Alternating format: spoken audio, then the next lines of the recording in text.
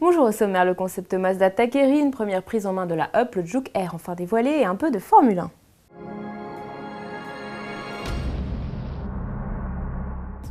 Mazda dévoile les premières images de son nouveau concept, le Takeri. Comme le Shinari l'an dernier ou le Minagi cette berline à l'allure racée a été dessiné par Ikuo Maeda, le nouveau chef designer du japonais. Le Takeri embrasse la nouvelle philosophie design de Mazda baptisée Kodo, c'est-à-dire l'âme en mouvement. La ligne de flanc est particulière, ondulée, les phares à l'avant sont effilés, l'habitacle est luxueux mais très neutre avec une planche de bord épurée. Le Takeri se rapproche plus d'un modèle de série que le Shinari et pourrait préfigurer la future Mazda 6.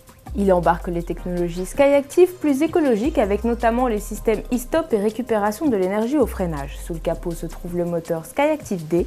Le concept Takeri sera présenté au Salon de Tokyo la première quinzaine de décembre.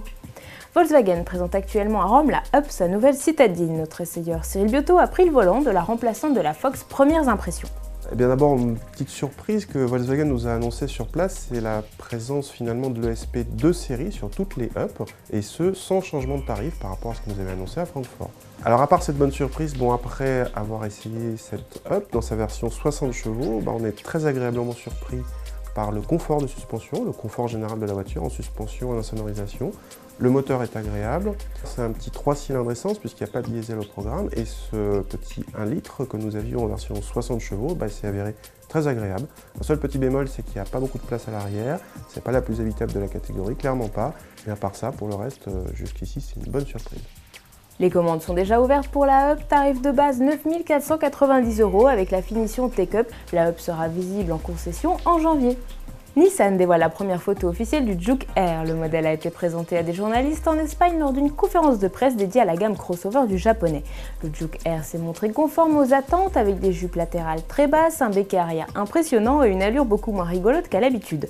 2 exemplaires sont actuellement en construction en Grande-Bretagne, alors je vous le rappelle, le principe du Juke Air est très simple. Nissan a placé dans la carrosserie du Juke la motorisation 3,8 litres de 530 chevaux de la GTR, rien que ça. Allez, on termine avec de la Formule 1. Le week-end prochain, les pilotes courront le premier Grand Prix d'Inde sur un tout nouveau circuit à 50 km de New Delhi. Tour du propriétaire avec notre consultant Jean-Louis Moncel. Je ne peux pas me prononcer vraiment maintenant, même sans l'avoir vu, de ce qui nous a été dit. Je dirais que le dessin n'est pas tout à fait celui de Barcelone, mais il ressemble un petit peu à Barcelone parce qu'il y a des déclivités, montées, descentes, pas très grandes, mais il y en a, ça c'est la première chose. La deuxième chose, il paraît qu'il y a un banking. Est-ce qu'il a été fini comme il devait être fini, c'est un virage très relevé. Nous ne le savons pas encore, mais bon, on va découvrir ça tous en même temps. Mercredi matin, on fera le tour avec tous les pilotes. Allez, à demain sur autoplus.fr.